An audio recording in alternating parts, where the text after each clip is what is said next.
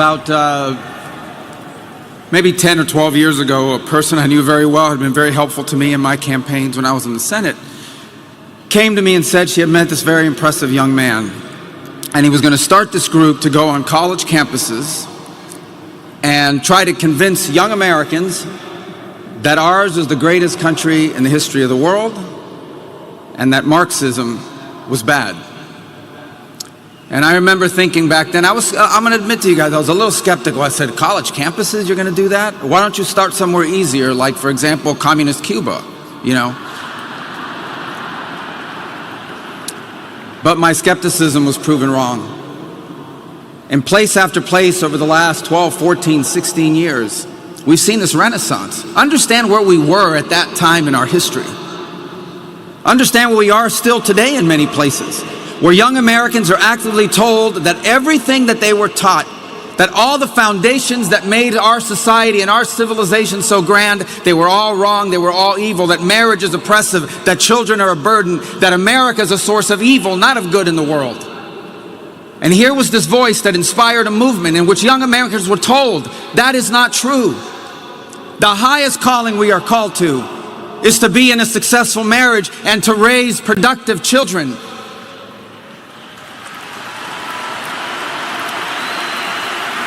And a movement that taught them that ours was not a great country, but the greatest, most exceptional nation that has ever existed in the history of all of mankind. And that it's worth fighting for, it's worth defending, it's worth preserving, and it's worth passing on to the next generation.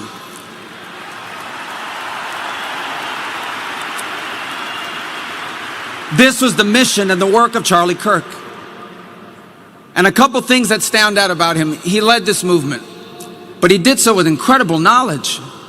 It's unbelievable how much he knew. He came to me very recently. He said some quote. I said, who said that? He said, Marcus Aurelius. I said, what district does he represent? I kind of knew who it was, but he said back, no, it's a Roman, philosopher king or emperor.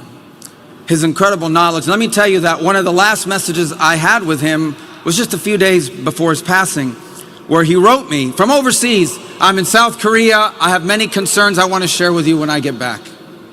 He was constantly expanding his horizons, but he just didn't have knowledge. He had wisdom, an uncanny amount of wisdom for a man as young as he was. Wisdom that sometimes it takes a lifetime to accumulate. He had it in just 31 years.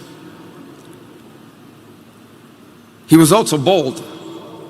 It is so easy. And listen, I've been guilty of it. I think many of us have been guilty of this.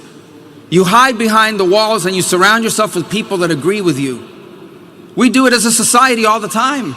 Increasingly, people are moving into neighborhoods with other people that agree with them politically and isolate themselves from people that do not agree with them. But Charlie Kirk was bold. He actively sought out to engage peacefully, respectfully, those who he disagreed with. As recently as 2 days ago, we learned of one of the hosts on CNN who said that one of the messages he had gotten just a few days before Charlie's passing was from him, inviting him to dialogue. And he did this on campuses, he did this on podcasts, he did this on radio shows, he did this on television shows. Time and again, he sought to engage those he disagreed with because he understood that we were not created to isolate ourselves from one another, but to engage. The irony in all this is that what our nation needs, one of the many things it needs, is the ability to discuss our differences openly, honestly, peacefully, respectfully. And Charlie Kirk did that more than anyone alive in America today is doing.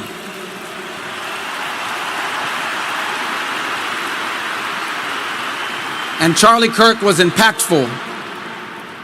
Impactful because of all the things I've said, but look around this place.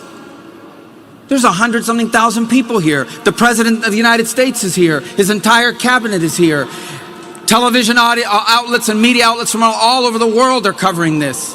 I just came from overseas, and every country I stopped, they gave us their condolences for his passing. Impactful. In just 31 years of life, he made a difference. He mattered, and he will matter now more than he ever has before. And let me close with this. How do you remember? This is a memorial service. It's to honor him. How do you best remember it? I'll take the liberty of saying what I think we can best do. Look, I think he had a tremendous impact on young Americans in general. I think he had a very special and direct impact on young men in this country. That's one of the greatest developments I've seen. It's been very positive. I think we remember him for that.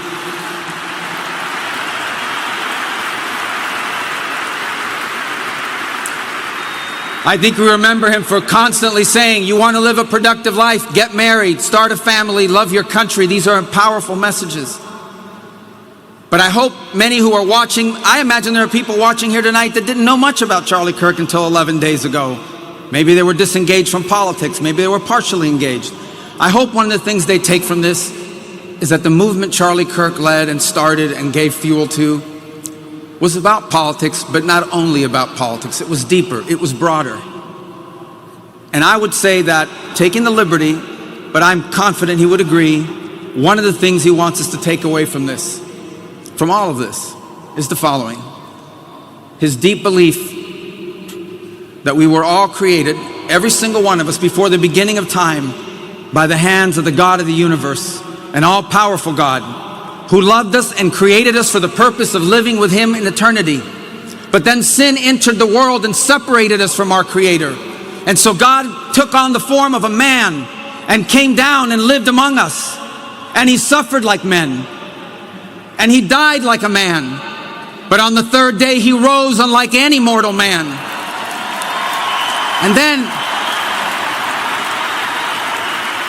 And to prove any doubters wrong, he ate with his disciples so they could see, and they touched his wounds.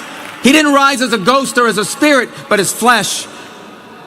And then he rose to the heaven, but he promised he would return, and he will. And when he returns, because he took on that death, because he carried that cross, we were freed from the sin that separated us from him. And when he returns, there will be a new heaven and a new earth, and we will all be together, and we are going to have a great reunion there again with Charlie and all the people we love. Thank you, and God bless you.